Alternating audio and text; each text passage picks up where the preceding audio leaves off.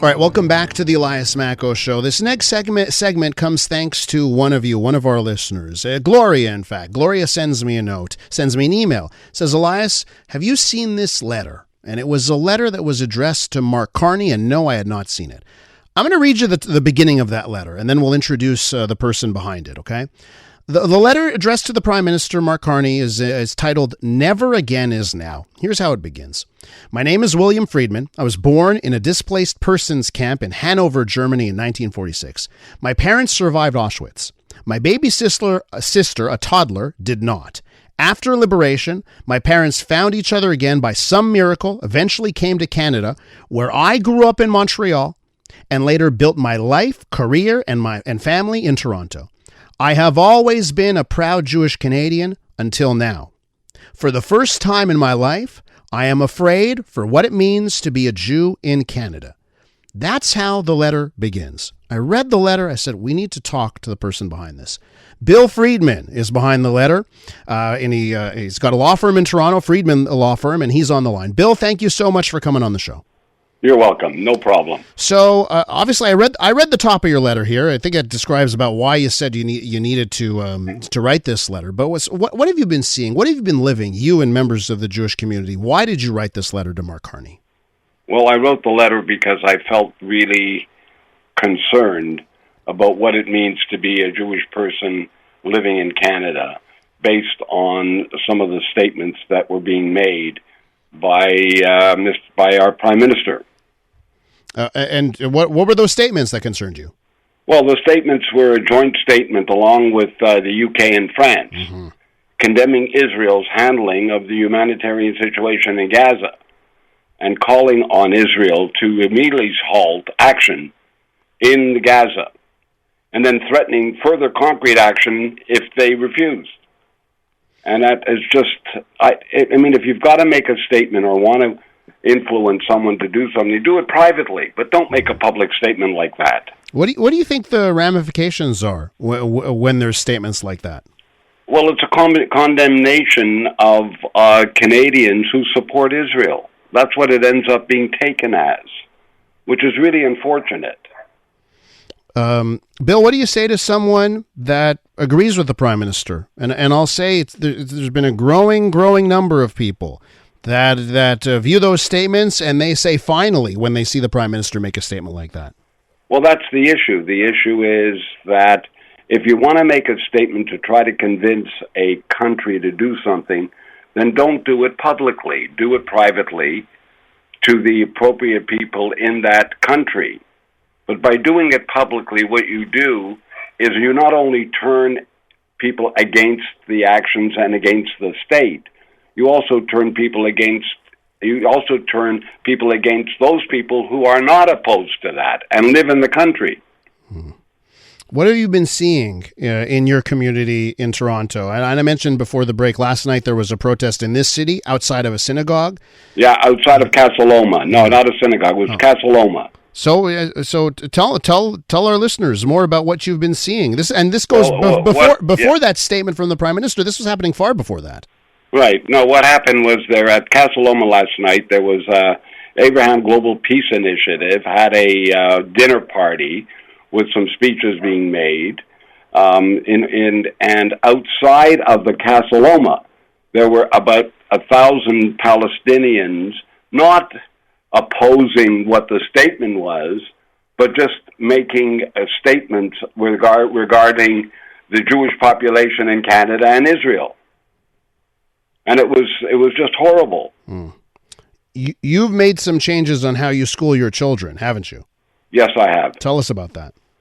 Well, what I did is I sent my children all to Hebrew schools, not because the education is good. There's no doubt about that. But that wasn't the basic reason. The basic reason is I was concerned about what the threats being made against Jewish children at the school board, Toronto School Board. And I thought it would be better for them if they didn't have to suffer those. Bill, I want to read one other part of your letter. I'm not asking Mr. Carney for special treatment. I'm asking for consistency, for moral clarity, and for the courage to call things by their name. Standing for peace should never mean standing against truth, and we must not betray our values under the guise of neutrality. Tell me a little bit more about that statement. Well, that statement's intended to say to Mr. Carney that what you've got to deal with is the truth of what's going on, as opposed to some sense of what you think is the truth. And that's the neutrality issue. And so I was hoping to get Mr. Carney to recognize that there is a significant issue that's being dealt with, and that our country has to stand up with respect to that issue, as opposed to taking some neutrality and saying halt military action in Gaza immediately, or else. Mm.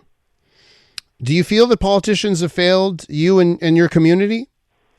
Well, there's no doubt that that the Prime Minister has. There's no doubt about it. But Mr. Carney's been on the job not for that much time, right? Do you give him any bit of runway here? Well, he's had quite a bit of runway, because not only was he on the takeover from Trudeau when Trudeau stepped down, but he's now Prime Minister pursuant to the election. And he's had more than an ample opportunity to take a look at the situation and to deal with it from a Canadian perspective as a whole. What's been the response, Bill, to your letter? Well, the response has been amazing. I mean, I've gotten responses from...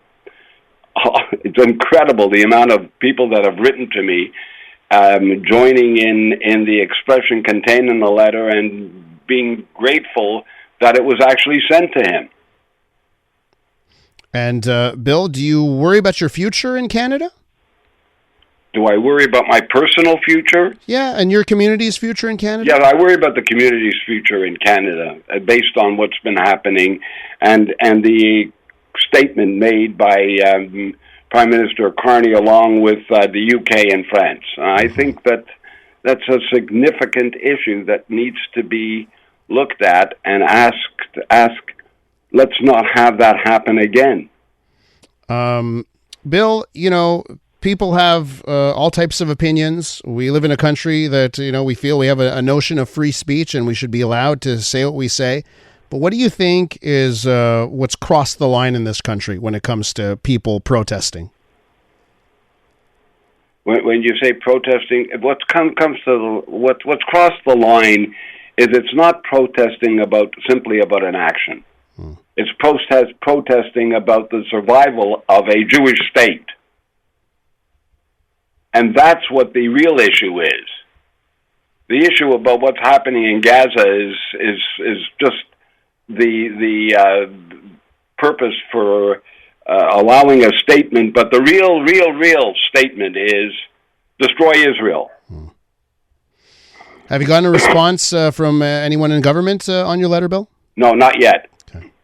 Bill, I want to thank you so much for joining us. A Montrealer, you grew up in Montreal. I imagine you miss our city at times. I grew up in Montreal, went to McGill Law, and I was also president of the undergraduate society at McGill, and then moved to Toronto. What you'll call Bill 101, would you call Bill 101? Yeah. And I refer to it as Bill 401. Yeah, I think that line resonates with a lot of our listeners as well. Right. Bill, thanks for your time. I appreciate it. No problem. That's Bill Friedman. Do go and seek out that letter that Bill wrote.